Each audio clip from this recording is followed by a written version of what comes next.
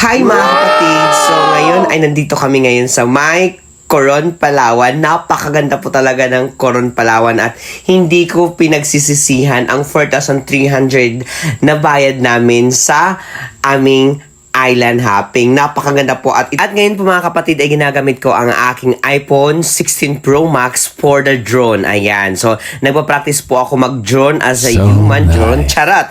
Ayan. So, napaka-effective naman po kasi napakaganda ng tanawin dito sa may Coron Island. So, andito kami sa isa sa mga island dito sa Coron. Ayan, napakaganda ng tubig mga kapatid. At versus, ayan po ang totoong drone na lumilipad sa likod ko. At ito na po ang kanyang result.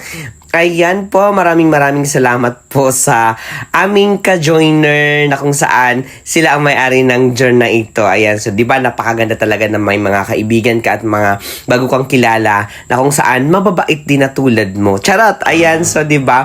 So ito naman ang human drone ko, Char, o di ba?